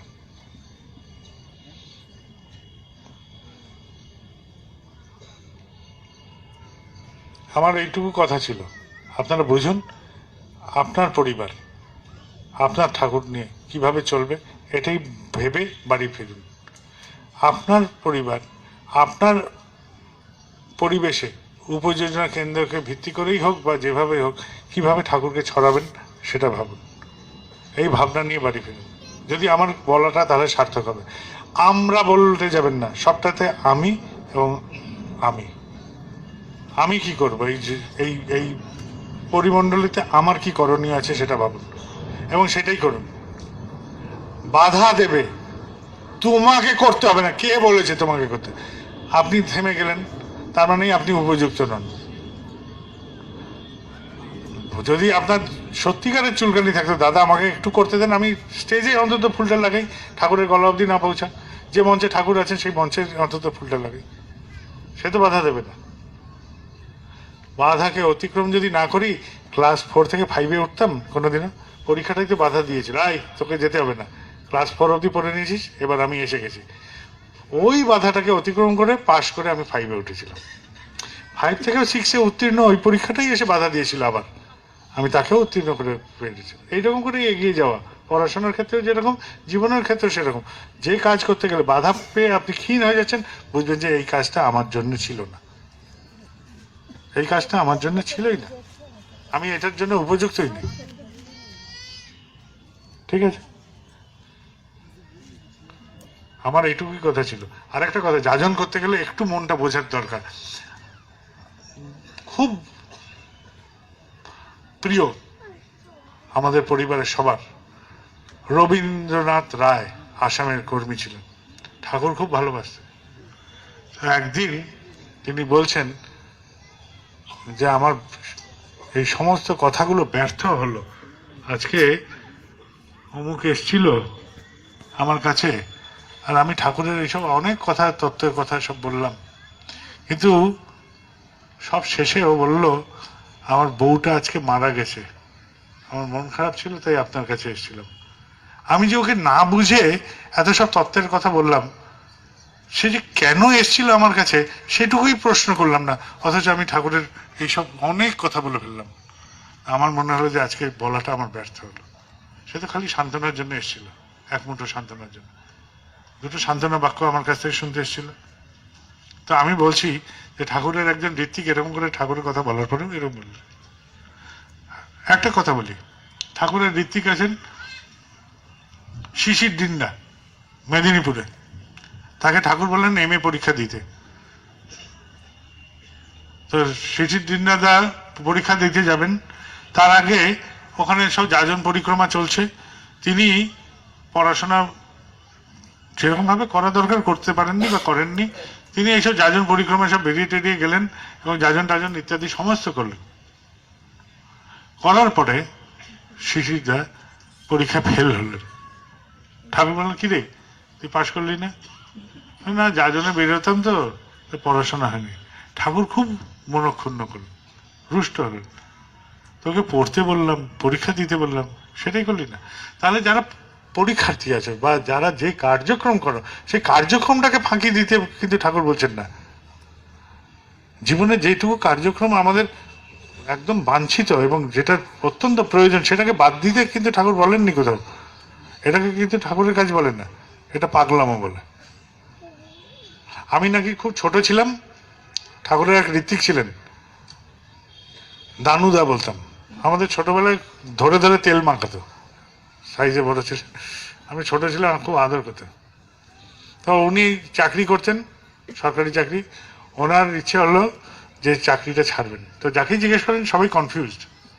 তখন তিনি ধার্য করলেন শিশু নারায়ণ, অতএব এই বাবাকেই আমি জিজ্ঞেস করবো। একটা চেয়ারে বসিয়ে দিয়েছে আমাকে, ছোট্ট বাচ্চা আমি।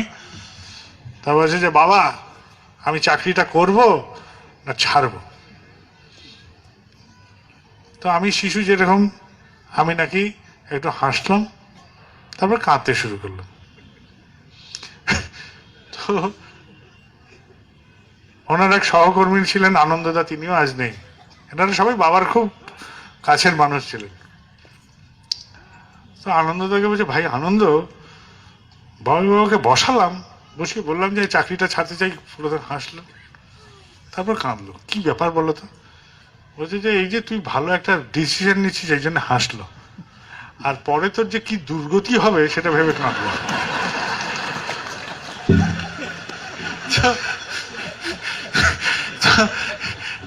মানে সরস গল্প এগুলো।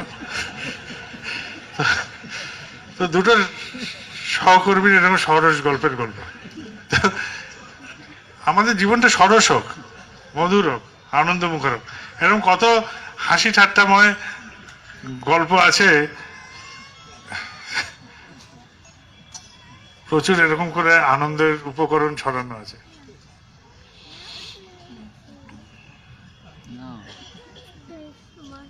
আপনারা সবাই ভালো থাকুন, আনন্দে থাকুন।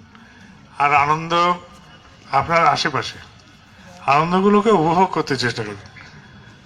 আনন্দগুলো নিছক আনন্দ। যে কোনো জায়গায় আনন্দ সংগ্রহ করে নেওয়া যায়। আমার সাথে আছে আমার বন্ধুবর ঝন্টু সাহেব, ছোটবেলার বন্ধু। আশ্রমে থাকেন ব্রজ সাউদা। একটা নিছক আনন্দের গল্প বলছি। তো আমরা এখান থেকে যাচ্ছিলাম জনশতাব্দীতে। তো একটা কফিওয়ালা এসছে, তারপর যাই কফি খাওয়া। তো ওর সাথে আমার খুনসুটির মতন সম্পর্ক। তার চোখগুলো একটু বড় বড়, ঝন্টুদার। তো কফি খাওয়ার পরে কফিওয়ালা বলছে পয়সা। আমি বলছি যার চোখটা বড় তার কাছ থেকে নেই। বললাম যে যার চোখটা বড় তারটা হয়েছে। তো প্রথমে ব্রজদার দিকে তাকালেন, আগে ক্যান্সেল করলেন, তারপরে এদিক ওদিক তাকিয়ে তারপর বলছে যে আপনি তাহলে দিন, বলে আমাকে বলছে। আমি বেটা তোমার চোখ খারাপ হয়েছে, এত বড় চোখ থাকতে আমাকে ধরেছ? না এটাও সরস। আনন্দ করেন, ঠাকুর আনন্দের জায়গা, জীবনটা আনন্দের উপকরণ। কাঠখোট্টা মানুষ যেখানে, সেখানে ঠাকুর আছেন কিনা সেটাও সন্দেহ। কেননা ঠাকুর বলছেন ভদ্রলোক শব্দ যেটা বলি আমরা, ভদ্রলোক, উনি ভদ্রলোক, মুখ টাইট করে আছেন, ইনি ভদ্র হতে পারেন। ভদ্র শব্দের কথা ঠাকুর বলছেন ভন্দ ধাতু থেকে এসেছে। ভন্দ, ভ ন দ, ভন্দ। ভন্দ মানে হচ্ছে আমোদ, প্রীতি, কল্যাণ, এই তিনটি যার মধ্যে আছে তিনি ভদ্রলোক। আমোদও থাকতে হবে, প্রীতি থাকতে হবে, কল্যাণ থাকতে হবে, তবেই তিনি ভদ্রলোক। তো সমাজে আমরা ভদ্র মানুষরা এরকম যেন থাকি, সবসময় আনন্দে উচ্ছল হয়ে বিরাজ করি, ঠাকুর নিয়ে সবসময় ফুর্তি করছি, ঠিক আছে, যে একটা ফুর্তির বাতাবরণ চলুক। আমার কাছে হাতে খড়ি নিতে এসছে, আমি আর হাতে খড়ি দিতে চাচ্ছি না। আমি জিজ্ঞেস করলাম যে ভাই আইনস্টাইনের হাতে খড়ি কবে হয়েছিল বলো তো? সে তাকাচ্ছে, তো আমার তো দিতে ইচ্ছে করছে না, আমি তো বলতে পারছি না যে যাই হাতে খড়ি দিও না। তো তাকে আমি বলছি আইনস্টাইনের হাতে খড়ি যদি না হয়ে আইনস্টাইন হতে পারে, তা তোমার বাচ্চাটা কেন হবে না? আমি বললাম অনুষ্ঠানটা বড় কথা ছিল না, কিন্তু তার মনে হচ্ছে যে বাচ্চাটার হাতে খড়ি হলে বলে বুঝি তার বিদ্যাটা তীব্রভাবে এগোবে। আমার হাতে খড়ি হয়েছিল পড়াশোনা শেখার পরে, একবার সরস্বতী পুজো হচ্ছিল, ধরে নিব যে এই তোর হাতে খড়ি হবে। ঠিক আছে, আপনাদের বাড়ি যাওয়ারও টাইম হলো। আমি এখান থেকে কয়েকজন আছেন হাতে খড়ি, সেই জন্য দেখেই আমি বলে দিলাম হাতে খড়ির গল্প, মানে আমিও তো বাঁচতে চাই।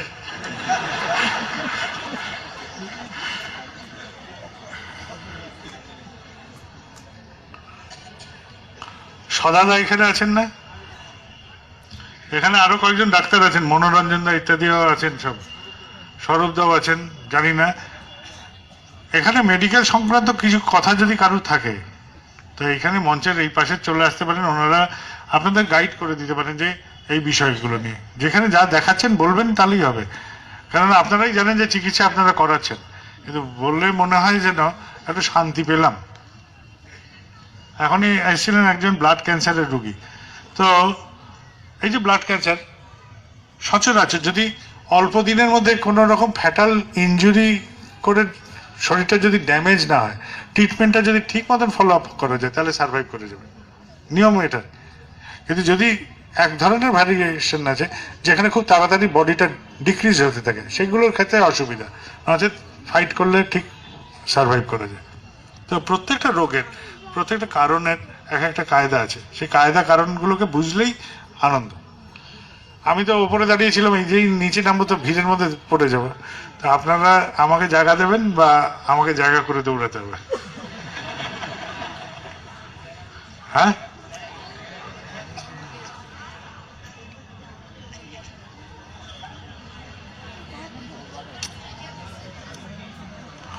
এই যে দানুদার আর আনন্দদার কথা বললাম না, একটা নিছক আনন্দের গল্প বলি।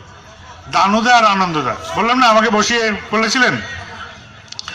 আচার্যদেব তখন গুয়াহাটিতে গাড়ি চালিয়ে যাচ্ছেন, ওখানে একটা আমসুম বাগান বলে জায়গা আছে,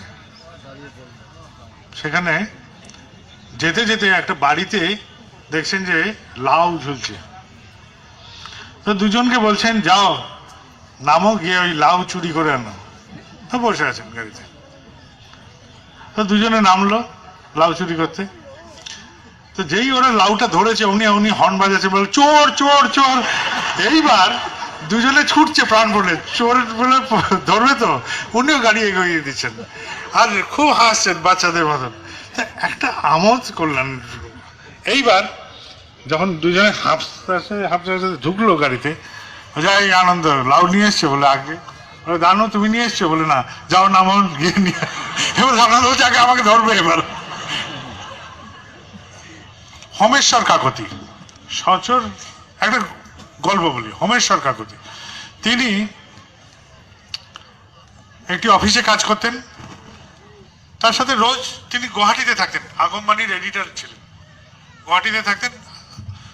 আর এই পত্রপত্রিকার কাজে তখনও না একটা অফিসে কাজ করতেন। তো আচার্যদেব তখন গুয়াহাটিতে আছেন, আর রোজই হমেশ্বরদার সাথে কি পাওয়া যায় অফিসে, কি কি আছে, অমুক আছে তমুক আছে, এসব করতেন। করতে করতে একদিন খুব উদ্বুদ্ধ করলেন যে আপনার অফিসে কি পাওয়া যায়। তখন বলছে যে কাগজ টাগজ এসব আছে। বলে যে একটা রিক্সায় এইরকম করে ভর্তি করে কাগজ নিয়ে আসবেন অফিস থেকে চুরি করে। বলে ধরা পড়বো। আরে নিয়ে আসবেন, বই ছাপাবো। তো এইসব করে টোরে দেখে তো উদ্বুদ্ধ করলেন। তিনি একটা রিক্সায় কাগজ নিয়ে উপস্থিত। যেই নিয়ে এসছেন বলছে আগে কাগজ নিয়ে এসছি। তিনি তো দুষ্কর্ম করেছেন, বলছে কাগজ দিয়ে এসছি। বলেছে আরে মশাই কাগজ দিয়েছেন, চোরাই কাগজ মন্দিরের মধ্যে বের করেন। বলে এবার আপনি তো বললেন আমাকে, বলে আমি আগুন দিতে বলবো, আপনি আগুন দেবেন? তারপর বলছে যে বলে যান আপনি কালকেই কাগজ ফেরত দিয়ে আসবেন অফিসে। বলে আগে আমি কাগজ দিয়ে গেলে তো আমাকে চাকরি থেকে বরখাস্ত করবে। বলে যে কেউ বরখাস্ত করবে না, আপনি কাগজ নিয়ে একদম মেন গেট দিয়ে ঢুকবেন, গিয়ে একদম সবচেয়ে বড় বস তার কাছে নিয়ে গিয়ে কাগজ নিয়ে নামিয়ে দেবেন। বলে যে আগে তারপর বলে যে দেখুন স্যার, রোজ এখান থেকে চুরি হয়, আমি বলতে গেলেই তো ধরবেন আপনি যে কোথায় চুরি হয়, তাই আমিই নিয়ে বেরিয়েছি, আর আপনাকে দেখানোর জন্য ফেরত নিয়ে এসেছি এই কাগজ দুটো। অফিসে তার প্রমোশন হয়ে গেল এই গল্পের চোটে। আমোদ প্রীতি কল্যাণ সবকিছুই গল্পের মধ্যে থাকে, এইরকম জীবন। এখানে ছিলেন প্রাণেশ দা, প্রাণেশ দাস। তিনি গড়িয়ার দিকে ওইদিকে বাড়ি করে পরে ছিলেন। আসামে ছিলেন দীর্ঘদিন, বারাউনিতে ছিলেন, বড়োদায় ছিলেন, বিভিন্ন জায়গায় ঠাকুরের কাছে ছিলেন। তিনি আচার্যদেবের কাছাকাছিতে থাকতেন, রিফাইনারি অঞ্চলে তিনি তখন বাস করেন। আচার্যদেবের প্রিয় মানুষ। তো তিনি রিফাইনারিতে গেছেন, তার বউ গর্ভবতী। গর্ভাবস্থায় অনেক সময় মেয়েদের অনেক সব ভয় আতঙ্ক এসে ধরা দেয়, কেন হরমোনাল চেঞ্জ হয়। তো তো কখনো কখনো এরকম হয় আতঙ্ক। মন্দির থেকে বহু দূর রিফাইনারি, সেখানে প্রাণপণে খালি বলছেন যে দাদা বাঁচান, আমার খুব ভয় করছে, দাদা বাঁচান, ভয় করছে। আকুতি ওখানে বসে আছে মন্দিরে, এবং কয়েকজন মিলে রাত্রি তখন 1টা-1:30 বাজে প্রায়, আড্ডা চলছে। চলেন বেরিয়ে আসি। সাঁওতাল বলে বেরোলেন সবাই গাড়ি করে, গিয়ে এদিক ওদিক ঘুরে সোজা প্রাণেশদার বাড়ি। প্রাণেশদার বাড়িতে ঢুকে বলছেন যে আয় তোমার বর কই? বলছে রিফাইনারিতে। বলে আলমারি খোলো তো দেখি কি কি আছে তোমার শাড়ি। আলমারি খুললো, বউ নামাও, এটা কে দিয়েছে, ওইটা কে দিয়েছে, সব আলমারি টালমারি সব গোছালো। বলে বাড়িতে কফি চা খাওয়ার কিছু আছে? বলে নেই। বলে যাই আনন্দ, যাও ওই মগ নাও, অমুকের বাড়িতে গরু বাঁধা আছে, ওখান থেকে দুধ চুরি করে আনো। কার বাড়ি সেটা বলে দিলেন, ঠিক আছে। তারপরে দুধ চুরি করতে গেল আনন্দদা। তারপরে গরুর আওয়াজ, গৃহস্থ উঠে পড়েছে। বলে কে কে ওখানে? বলে চোর। বলে দাদা কোথায়?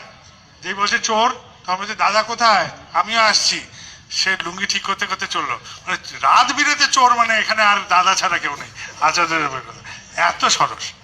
সে বেরিয়ে পড়লো, চা বানিয়ে চা খাওয়া হলো, চিঠি লেখা হলো, ভাই প্রাণেশ, এইরকম করে একটি বাচ্চা মেয়েকে ঘরে একাকি ফেলে দিয়ে তুমি চলে গেছো, এসব করে একটা সরস চিঠি লিখে ফেরত এলেন। এই যে আলমারি অগোছাল হলো, সেই আলমারি গুছিয়ে গুছিয়ে ওর ভয়ের ভাব চলে গেল, সমস্ত মন এলোমেলো করে দিলেন, ভয় টয় আর নেই, নির্ভীক হয়ে গেল মাটি। পরে সেই বাচ্চা হয়ে এখন সে ঠাকুরের রীতি। এরকম গল্প মানুষের জীবনে ঢুকে এরকম করে আনন্দ, হাসি ঠাট্টা মজা করতে করতে ঢুকে যাওয়া। মানুষগুলোকে আপন করতে গেলে এইভাবে ঢুকতে হয়, ঠিক আছে? ঢুকে পড়ে। জয় গুরু। আবার কি শুরু হলো? কে বললো?